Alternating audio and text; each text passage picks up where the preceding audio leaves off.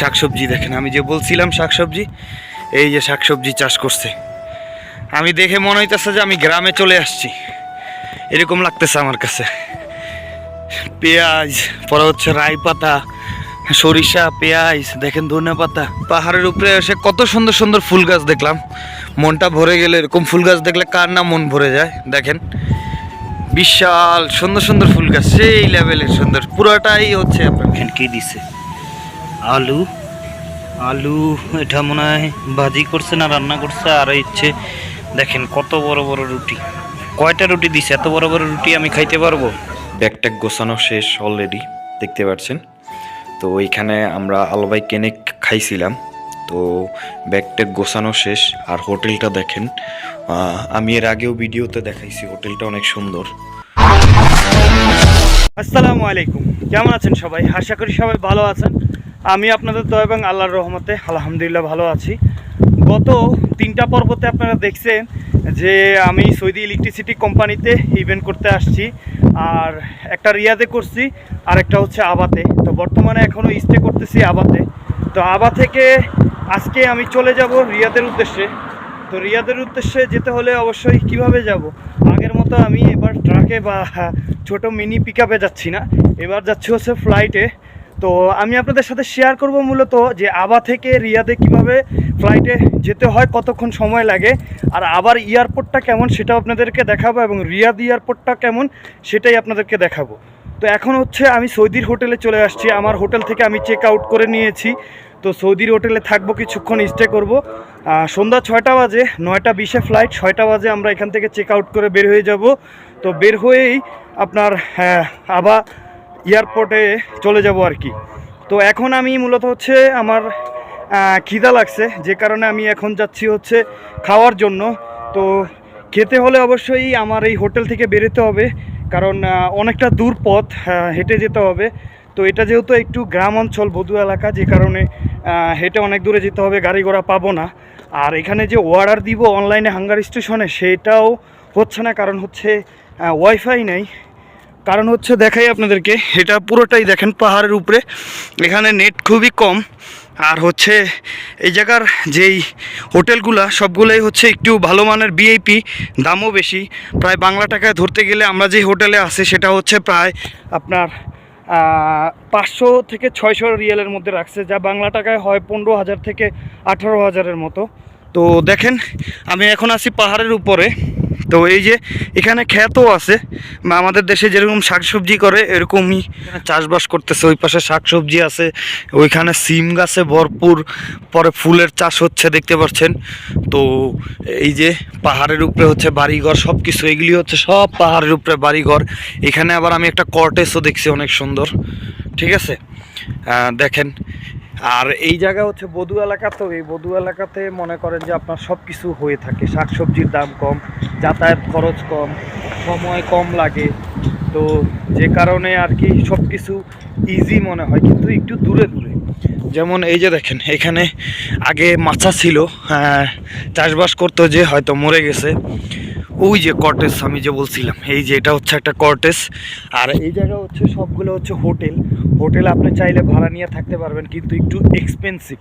হোটেলগুলো অনেক সুন্দর কিন্তু এক্সপেন্সিভ। আমরা যেরকম হোটেলে ছিলাম ওইরকম না। এই জায়গায় থাকতে হলে 400-500 টাকা, বাংলা টাকায় 14-15,000, 20,000 টাকা ওইরকম আছে। তো এখন হোটেলে যাব, দেখি হোটেলটা অনেক দূর। তো যাওয়ার পরে দেখি কিছু পাই কিনা, খেয়ে দিয়ে আবার আসবো। আসার পরে কিছুক্ষণ ঘুমাবো, তারপরে 6টা বাজে চেক আউট করে এয়ারপোর্টের উদ্দেশ্যে রওনা দিব। এই যে দেখছেন ক্যাকটাস গাছ, এগুলি আমি এই প্রথম নিজের চোখে দেখলাম। আমি এরকম মরুভূমিতে অনেক গেছি, কিন্তু এই সরাসরি এরকম ক্যাকটাস গাছ কখনো চোখে দেখি নাই। এইটিতে একটা ফল হয়, যেটা আমরা ম্যানুয়ালি বা তামিমি মার্কেটে দেখছি। এই ফলগুলো অনেক দাম, 24 টাকা, 30 টাকা, 40 টাকা কিলো বিক্রি করে। আর যেই বাতাস বইতেছে ভাই, পাহাড়ের উপরে তো প্রচুর বাতাস, প্রচুর বাতাস। তো আর কত দূর হাঁটা লাগবে আমি নিজেও জানি না, যাইতে থাকি, দেখি কত দূর হাঁটা যায়। পাহাড়ের উপরে থেকে নামতেছি, দেখুন পাহাড়ের উপরে এসে কত সুন্দর সুন্দর ফুল গাছ দেখলাম, মনটা ভরে গেল। এরকম ফুল গাছ দেখলে কার না মন ভরে যায়। দেখেন বিশাল সুন্দর সুন্দর ফুল গাছ, সেই লেভেলের সুন্দর, পুরোটাই হচ্ছে আপনার। আর এগুলি কি মনে করছেন পাহাড়? অবশ্যই পাহাড়, এগুলি পাহাড়ের উপরে হচ্ছে ঘরবাড়ি সবগুলা দেখেন। জানেন এই জায়গাটা এত ভালো লাগতেছে আমার, এই জায়গাটা এত নীরব, কারণ হচ্ছে এই জায়গায় নীরব থাকার কারণে আপনার এত পশু পাখিরা আছে, মানে পশু বললে আমি নিজে খরগোশও দেখছি এই জায়গায়, আবার হচ্ছে আপনার টিয়া পাখি, চড়ুই পাখি, পরে ঘুঘু পাখি, দেখেন কত সুন্দর করে নীরব জায়গা। ওই জায়গায় টিয়া পাখির বাসা দেখছি, উড়তে দেখছি। তো এত সুন্দর করে আবার ক্যাকটাস গাছগুলা ভিতরে, হয়তো ভিতরে সম্ভবত মাঝরা, যে কারণে এত রাস্তাটা দেখেন পুরা নিরিবিলি একটা রাস্তা। তো ওই যে মেন রাস্তা এসে পড়ছি, তাও অনেকখানি হাঁটতে হয়েছে। তো এই যে মেন রাস্তা চলে আসছি। আর এই গাছগুলা দেখছেন কিরকম লম্বা হয়ে বড় সারি সারি, এগুলি হয়তো ঝাড়ু গাছ বলে সম্ভবত। গাছগুলো আমি এই ফার্স্ট টাইম দেখছি এত সুন্দর করে, এত ঘন, কোনো ডালপালা নেই, শুধু পাতা আর পাতা দেখছেন। আর আমি প্রায় মনে হচ্ছে 5 কিলোর উপরে হেঁটে এসেছি রাস্তাতে। কি করব, ক্ষুধা এমন একটা জিনিস, খাওয়া তো লাগবেই। তো খাওয়া দাওয়ার পরেই আবার আপনাদের সাথে রাতের বেলায় দেখা হবে, যখন এয়ারপোর্টে রওনা দেব। কারণ রাতের বেলায় রওনা দিব, বোর্ডিং পাস করার জন্য অবশ্যই 6টার আগেই যেতে হবে। তো যাই, এখন রেস্টুরেন্টে যাই। দেখেন সৌদি ফ্লাইওভারের নিচের দৃশ্য দেখেন, কত সুন্দর করে ফুলের সিস্টেম করছে। আর আমাদের দেশে ফ্লাইওভারের নিচে মদুরটি, গাঞ্জুরটি, পরে হচ্ছে ইয়াবাখোর, নেশাখোর সব পড়ে থাকে, রাস্তাঘাট দুর্গন্ধ হয়ে থাকে, সমস্যা হয় না। আর এই দেশে দেখেন, এই জন্যই মানুষ এই বিদেশ এত পছন্দ করে। তো রেস্টুরেন্ট অবশেষে খুঁজে পাইছি, একটা পাকিস্তানি রেস্টুরেন্ট। দেখেন কি দিছে, আলু আলু, এটা মনে হয় ভাজি করছে না রান্না করছে। আর ইচ্ছে দেখেন কত বড় বড় রুটি, কয়টা রুটি দিছে, এত বড় বড় রুটি আমি খাইতে পারবো? তো খাওয়া দাওয়া খাই, তারপরে হচ্ছে এখান থেকে চলে যেতে হবে, কারণ যেহেতু অনেক দূর হেঁটে যেতে হবে আমাকে। খাওয়া দাওয়া অলরেডি কমপ্লিট, সব কিছুই কমপ্লিট, ঘুমানোও কমপ্লিট। এখন আবার এয়ারপোর্টে যাব। তো উবার কল করা হয়েছে, উবার আসলেই আমরা রওনা দিব। তো চলেন যাওয়া যাক। তো অলরেডি আমরা চেক আউট করে হোটেল থেকে বের হয়ে গেছি, আমাদের জন্য নিচে উবার ওয়েট করতেছে। উবার আমরা আগেই অর্ডার দিয়ে রাখছিলাম, তো উবার চলে আসছে। আর আমরা এখন দুজনে, আমি আর সৌদি চলে যাব আবার এয়ারপোর্টে। এয়ারপোর্টে যেতে বেশিক্ষণ সময় লাগবে না, 10 থেকে 12 মিনিট। তো অলরেডি আমরা আবার এয়ারপোর্টে চলে আসছি। আবার এয়ারপোর্টটা খুবই ছোট, এখান থেকে বাংলাদেশে ইন্টারন্যাশনাল ফ্লাইট দেয় না, দুবাই হয়ে তারপর যেতে হয়। তো আমাদের প্লেনে হচ্ছে 9টা 20-এ, তো আমাদের প্লেনের জন্য ওয়েট করতে হবে। বোর্ডিং পাস সব কিছু অলরেডি ওকে। তো অলরেডি 3 ঘন্টা ওয়েটিং করার পরে হচ্ছে আমাদের এই যে ওয়েটিংয়ের সফর শেষ। আমরা চেকিং অলরেডি করে ফেলছি। ওই যে দেখেন সৌদির নিচ্ছে হচ্ছে ফ্লাইনাস 92 রিয়াদ। আমাদের চেকিং ওপেন চলতেছে, চেকিং শেষ। এখন শুধু আমাদের হচ্ছে আপনার কি জানি বোর্ডিং পাস করা বাকি। বোর্ডিং পাস করার পরেই হচ্ছে আমরা প্লেনে চলে যাব। তো জাস্ট এখন খালি ওনাদের ডাকের পালা, ডাক দিলেই আমরা চলে যাব আর কি। তো অলরেডি আমাদের বোর্ডিং পাসের জন্য ডাক দেওয়া হয়েছে, আমরা এখন বোর্ডিং পাস করতে যাব। তো অলরেডি হচ্ছে বোর্ডিং পাস করা শেষ, এখন হচ্ছে গাড়িতে উঠব। এখান থেকে আমাদের প্লেনের কাছে আমাদেরকে নিয়ে যাবে।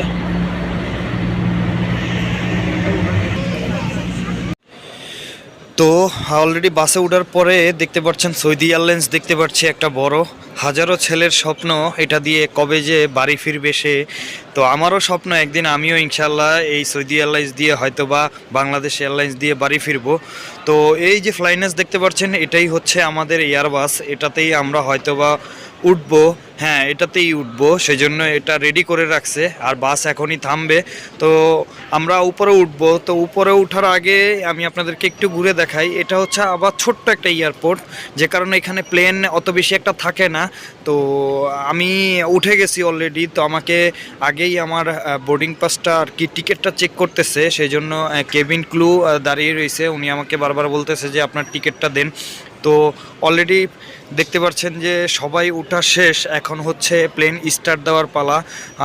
সব কিছু বক্স টক্স বন্ধ করে দিয়েছে, প্লেনও স্টার্ট দিয়ে উঠেও গেছে। উপর থেকে যেই বিল্ডিংগুলো দেখতে পাচ্ছেন ছোট ছোট, দেখে আমার কাছে অনেক ভালো লাগে, কিন্তু উঠার সময় যে একটা ঝাঁকুনি দেয় অনেকটা খারাপ লাগে।